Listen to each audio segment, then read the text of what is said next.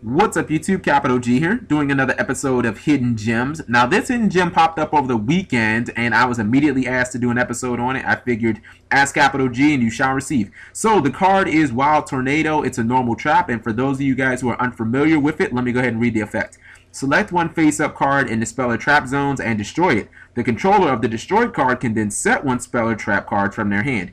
If this set card is destroyed and sent to the graveyard, select and destroy one face-up card on the field. Now this card sounds rather complicated, but in actuality it's not. It boils down to being almost identical to Dust Tornado, except it only can hit face-up cards. Now obviously if your opponent destroys it with a card effect and sends it to the graveyard, you have the potential of going +1. Let's say that your opponent is playing Fire Fist and you're using this card in your side deck.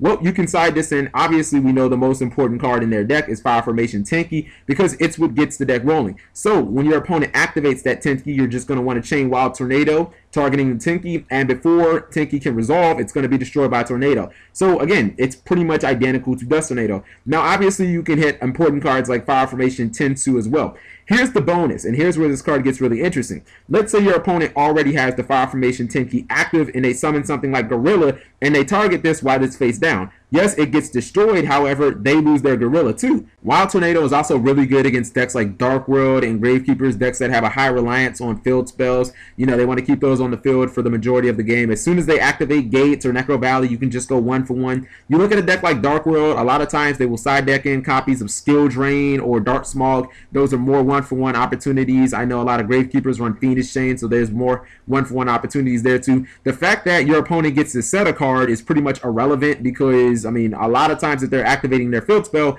it's their turn. So, I mean, that's completely irrelevant. Here's where the card gets really good. It's the protection that it can offer. Let's say your opponent, you know, activates an effect like Gravekeeper's Descendant, or they activate a Dark World Grapha that they discarded targeting this card. Well, there is where you get the added bonus of this card. You get protection. You get to potentially blow up a card on their field. In fact, the protection of this card is one of the real good reasons to run this card out of the side deck. This card is also just really good in rogue situations. If your opponent activates something like Lila, Raikou, Dark Arm Dragon, Hornet, then you get to go 1-for-1, destroying the monster, obviously, that destroyed this card.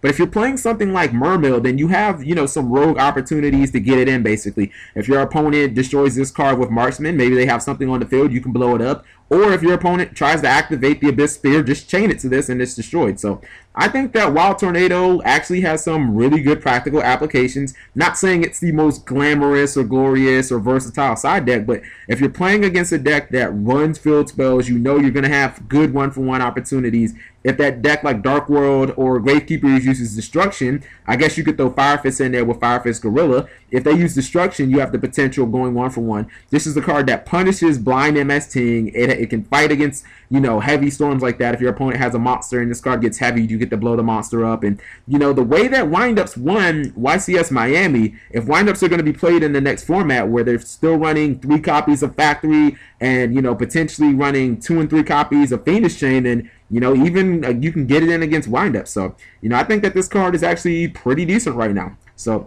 let me know what you guys think. If you have any more ideas for tech cards you think I should talk about in the future, just leave that in the comment section below. If you're new to my channel, I suggest checking out some of my other recent videos. I've been talking a lot about the YCS top decks, and I did a lot of ban list discussions as you see in my previous videos.